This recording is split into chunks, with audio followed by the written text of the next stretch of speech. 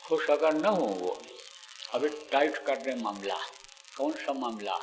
कौन हवा जिसको कहते हैं बंद करा दें अभी, तो भजन भाव भक्ति कुछ हो पाएगी? जीना मुश्किल हो जाएगा। अभी सूखा पड़ जाए, अभी अन्न का दाना जल्दी न मिले तो कुछ भजन भाव भक्ति हो पाएगी? कुछ नहीं। तो इनको भी खुश रखना पड़ता है। तो उन्होंने कहा भाई कि इनको भी खुश करना रहता है, तो खुश हो जाएं, क्या लगता है माला फेरने में। अब आप ये समझो प्रेमियों कि ये जरूर है कि माला तो लोगों ने फेरा और फेरवाया, लेकिन मन की जो ये चाल है, यानी समझो मन की चाल को रोक करके माला यानी जो है फेरा और फेरवाया, और फेरा जाता है जब, तब फायदा होता है। या तो मन अगर कहीं और लगा है तो समझो कि कहा ना, आसन मारे क्या हुआ, गई न मन की आस, टेले केरा बैर जो घर ही कोस 50। पहले देखो प्रेमियों, कोल्हू होता था, उससे तेल निकालते थे, तो बैल उसमें ऐसे घूमता रहता था चारों तरफ ऐसे, और कोस चलता था 50, लेकिन दूरी नहीं तय कर पाता था। इसी तरह से मन की इच्छाएं अगर नहीं जाती हैं, आशा तृष्णा नहीं जाती है, तो समझो कि माला फेरने से कोई फायदा नहीं। माला मन से लड़ पड़ी, क्यों फेरत है मोह, और मन का फेर छोड़कर मन का फेर, यानी समझो कि मन लगा करके और मन का को फेरो। यह दाना को क्या कहते हैं? मन का कहते हैं। तो मन लगा करके और फिर माला फेरना चाहिए, सुमिरन करना चाहिए। तो आप समझो प्रेमियों कि मन कब लगेगा? मन जब आंख बंद हो जाएगा, आंख बंद करके किया जाएगा तब लगेगा, क्योंकि मन ही दिखाता है, और मन ही देखता है, तो मन को ही कोई चीज़ जब भा जाती है तब वो मन बराबर उसी चीज़ को दिखवाता रहता है, मन सुनवाता रहता है उसी चीज़ को। मन ही इंद्रियों से ये सब अपराध कराता है और ये आदत में बदल देता है शरीर को, मन ही सब कराता है। तो ऐसे जब देखोगे कहीं कोई चीज़ तो मन उधर रहेगा, इसलिए आँख बंद किया जाता है। अब ये समझो कि ऊपर से कपड़ा क्यों डलवाया जाता है।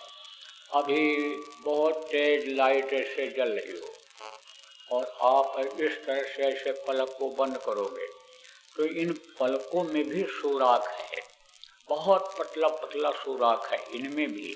ये चमड़ा है, ये देखो, ये चमड़ा देखने में लगता है, लेकिन ये जो जहाँ रोए हैं सब जगह सुराख है, बहुत सुराख है। एक तो नहीं कहा ना, इंद्रिय द्वार झरोखा नाना, तहता सुर बैठे कर थाना, आवत देखें विषय बयारी, तुरते दें कपाट उगारी। कहा ना कि इंद्रियों में ये जो 9 दरवाजे हैं, ये इंद्रियां हैं, ये जो इनमें देवता बैठे हुए हैं, यानी समझो इनमें बैठे हुए हैं, और ये जो झरोखा है इस मानव मंदिर का, ये जो सुराख हैं, इनमें देवता 33 करोड़ दुर्गा, 10 करोड़ शंभु जो बनाए गए, ये बैठे हुए हैं और विषय वासनाओं को आते हुए देख कर ये उभार देते हैं।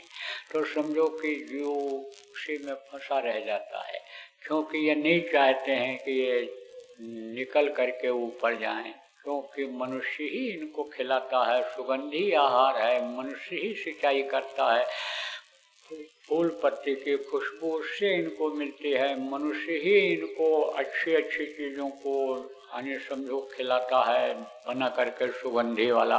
तो ये नहीं चाहते हैं। तो जो ये समझो कि ये सुराख हैं, ये दरवाजा हैं, इसी तरह से सुराख है किसमें? पलकों में। तो तेज रोशनी जब होती है, बहुत तेज रोशनी, या सूरज के सामने ऐसे ऐसे बैठो, ऐसे अभी देखो सूरज को, तो हल्की रोशनी दिखाई पड़ती है, लेकिन कपड़ा डाल लोगे तो वो रोशनी नहीं दिखेगी, बिल्कुल नहीं दिखेगी, एकदम पर्दा पड़ जाएगा। इसलिए कपड़ा डाल लिया जाता है कि कोई भी किसी भी तरह की बाहर की दखल न रहे, और आंख बंद करके और फिर अंदर में जिनके नाम का सुमिरन किया जाए, उनके रूप को याद किया जाए, उन्हीं के रूप पर ध्यान रहे, तब तो वो देखेंगे और कहेंगे कि भाई हमको कोई याद कर रहा है। और जब वो याद करेंगे तब समझो मदद मिलेगी। और समझो कि जब उनका ध्यान करेंगे तो ये जो शरीर की इंद्रियां हैं, हाथ पैर आँख कान, ये जो अंग हैं, और ये जो इंद्रियां नीचे की हैं, मुंह है, कान है, आप समझो नाक है, ये सब जो नीचे के जो सुराख हैं, इनके तरफ जो ध्यान रहता है उधर से हटेगा। और जब उधर से हटेगा और उन्हीं की तरफ जब लगेगा तब उसमें ताकत बढ़ेगी और वो सुमिरन जो किया जाएगा उससे वो खुश होंगे। इसीलिए सुमिरन को जाप नहीं बताया गया है। जैसे मान लो सोच कुछ रहे हैं और एकदम से आदत बन गई नाम लेने की, नाम जपते चले जा रहे हैं, लेकिन सोच कुछ रहे हैं, मन कहीं और है, तब सुमिरन कबूल नहीं होता है। फिर वो खुश नहीं होते, फिर वो बजाय मदद करने के और बाधा डालते हैं। ये कहते हैं देखो भाई, गुरु के आदेश का यह पालन नहीं कर रहा है, जब गुरु का ये नहीं है तो हमारा क्या होगा। खुश कब होते हैं कि जब गुरु के आदेश का पालन भक्त करते हैं, खुश होते हैं। क्यों? इसलिए खुश होते हैं कि हम उनके आदेश का पालन नहीं कर सकते। किसके? उस प्रभु के। किसके? जिसकी चर्चा आज हो रही है, ये इन्हीं की ये माया। कहते हैं ना, सत्संग किसको कहते हैं? सो भी जान ले सतलोक सतपुरुष का जहाँ कीर्तन होए। तो आप ये समझो, कीर्ति का वर्णन जहाँ किया जाता है उनके, यानी समझो सतपुरुष सतलोक का जहाँ कीर्तन हो, तन के अंदर में जहाँ पर उनकी कीर्ति, जहाँ पर उनकी महिमा दिखाई पड़ती है, उसका जो वर्णन होता है वही होता है सत्संग। अब आपको समझने की जरूरत है कि यह निश्चित रहे कि वो इस धरती पर नहीं आते हैं। कौन? सतपुरुष। और सतपुरुष ही नहीं, ये जितने भी धनी हैं, ये कोई नहीं आते हैं। ये अपनी शक्तियों को नीचे भेजते हैं और उनसे काम करते हैं, लेकिन पावर उन्हीं की पूरी होती है, पूरी ताकत उनमें होती है। और पावर को वो कम और ज्यादा करते रहते हैं, देते रहते हैं, खींचते भी रहते हैं। देखते हैं जब अहंकार हो गया, देखते हैं जब ये थोड़ा सा बिगड़ रहा है, तो जैसे कोई बैल हो और उसको उससे जुटाया जाए, काम किया जाए, घोड़ा हो और उसका लगाम खींच लो, तो जब भगने लगता है तो रुक जाता है। तो पावर एकदम से बिल्कुल एक जैसा नहीं रहता है, देते रहते हैं, वक्त वक्त पर, समय समय पर देते रहते हैं, भेजते रहते हैं। ये जीवत में जब घबराई, नीचे जिन्होंने जब उतारा तब घबराई, प्रार्थना किया, हमको आप क्यों भेज रहे हैं, हमको आप वहाँ क्यों भेज रहे हैं, कौन सी हमारी गलती हो गई कि हमको आप निकाल रहे हैं अपने यहाँ से, देश से। तब उन्होंने कहा घबराने की जरूरत नहीं है, मौज हो गई है ऐसी, हम तुमको वापस बुला लेंगे। काल ने बहुत दिन तक तपस्या किया, आपको सत्संगों में सुनाया गया है प्रेमियों, बहुत दिन तक तपस्या किया। उसके बाद जब दर्शन हुआ, कहा मांग लो, तो उन्होंने मांगा, आप जैसा राज्य हमको दे दीजिए।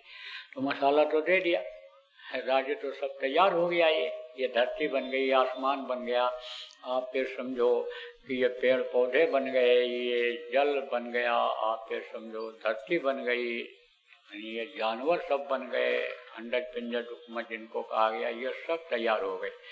यानी समझो कि ये मतलब इनके रहने की जगह तैयार हो गई। लेकिन जीवात्माएं की रचना करने के लिए ताकत उनमें नहीं रही, उन जीवों में, कि उनसे आगे बढ़ा दें। तब फिर मांगा उन्होंने, कहा कुछ आत्माओं को बाप दीजिए। तब बोले दूंगा तो, लेकिन निकालने के लिए हम भेजेंगे, अपनी ही ताकत को उनको देंगे और वो निकाल करके हमारे जीवों को लाएंगे। तब काल ने कहा था ठीक है, लेकिन वो हमारे नियम का पालन करेंगे, हमारे नियम के खिलाफ काम नहीं करेंगे और अगर करेंगे तो नियम का जो उल्लंघन करता है, नियम को तोड़ता है, जो सजा सबको मिलेगी उनको भी शरीर से झेलना पड़ेगा। बोले ठीक है, अपने साथ लाएंगे नहीं किसी को, किसी भी जीव को, युक्ति बता करके उन्हीं से उपाय करवा करके और फिर यहाँ पर लाएंगे। बोले अच्छा ठीक है, मान लिया। बोले अब और वरदान दीजिए कि अपने पूर्व जन्मों का याद न रहे किसी को, पहले जन्म का भी अगर याद हो जाए, दिखाई पड़ जाए, और पागल हो जाओगे, सिर पटकने लग जाओगे और कहोगे उपाय बताओ, उपाय बताओ, कैसे हम बच पाएंगे नरकों से, कैसे बच पाएंगे कीड़ा मकोड़ा के शरीर में जाने से, कैसे हम इन तकलीफों से बच सकते हैं। तो कहा पूरे जन्म का कुछ याद न रहे। बोले अच्छा ठीक है। बोले एक वरदान और दीजिए, जो जिसमें रहे उसी में खुश रहे, जो जिस योनि में रहे उसी में खुश रहे। बोले अच्छा चलो ठीक है।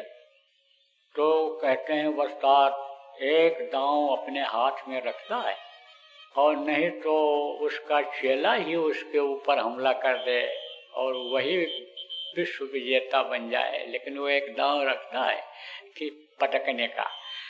तो एक दांव रखा उन्होंने, मसाला तो सब दे दिया, लेकिन जीवात्मा जिससे डाली जाती है उस सुराख को हानि बंद करने का मसाला इनको नहीं मिला। जिस रास्ते से डाली जाती है 5 महीना 10 दिन का बच्चा जब माँ के पेट में हो जाता है, जीवात्मा डाली जाती है, उसी रास्ते निकलती है। वो रास्ता बंद करने का इनके पास कोई मसाला नहीं रहा और संतों को भेजने का यानी यहाँ उतरने का कोई रोक टोक नहीं रहा, क्योंकि यानी समझो उन्होंने कहा कि शर्त रखा कि हम निकालेंगे। तो इसलिए यानी संतों का प्रादुर्भाव हुआ इस धरती पर। अब जो संत होते हैं, आपको कल बताया था, माँ के पेट से ही निकलते हैं बन करके और इसी धरती पर रहते हैं, मनुष्य शरीर में ही रहते हैं, लेकिन अपनी आत्मा को जगा करके मालिक तक पहुंचाते हैं और उनको जो आदेश हो जाता है यानी समझो वो काम जो करते हैं, समझो कि उनमें उस प्रभु की बराबर दया रहती है। यहाँ तक कि कहा गया सतपुरुष की आरसी संतन की हित लखना चाहे अलग को इन्हीं में लख ले, ताकत उसमें रहती है। तो जब अनेक काल को ये मालूम है कि ये उनके तद्रूप हैं या भेजे गए हैं संत, यानी समझो तो काल के भी पिता वही हैं, हमारे आपके भी पिता वही हैं, पर वो वही हैं, सब कुछ हैं। तो वो उसको ये मालूम रहता है कि ये गए हैं काम करने के लिए, तो जो उनके बताए अनुसार काम करते हैं, किसके, संतों के, सदगुरु जिनको कहा गया, उनसे वो खुश रहता है, उनकी मदद करता है। बल्कि यही काल यानी जो काल का काम करते हैं यही दयाल बन जाते हैं। किस तरह के दयाल बन जाते हैं? जैसे गुरु मददगार होते हैं ऐसे ये भी मददगार होते हैं, लेकिन किसके? तन मन से सांचा रहे और सदगुरु पकड़े बाँ, काल कभी रोके नहीं, देवे राह बताए। यानी जो तन मन से सच्चे रहते हैं, लगन जिनकी किस बात की रहती है, हर हुकुम गुरु का फौरन ही तामील हो, सिर झुका रखो हरदम नमन के लिए। यानी समझो कि हुकुम के पालन में जो लगे रहते हैं तो उसको काल कभी भी छेड़ते नहीं है, बल्कि जरूरत पड़ने पर राह बता देते हैं कि इधर चले जाओ, आगे बढ़ जाओ। और यही ऊपर के जितने भी ये धनी हैं जिनका सुमिरन कराया जाता है, यही मदद वो लोग भी करते हैं। दरवाजा खोलते चले जाते हैं, फटाफट निकलते चले जाओ। और गुरु तो मददगार होते ही हैं, कदम कदम पर मददगार होते हैं। वफादार जिनको कहा गया होते हैं, इतने वफादार होते हैं कि थोड़ी भी वफादारी अगर हम आप गुरु के प्रति बना लें तो समझो कि हमारा आपका काम बनने में देर नहीं है, न ये लोक बनने में देर है, न परलोक बनने में देर है। लोक बनना किसको कहते हैं?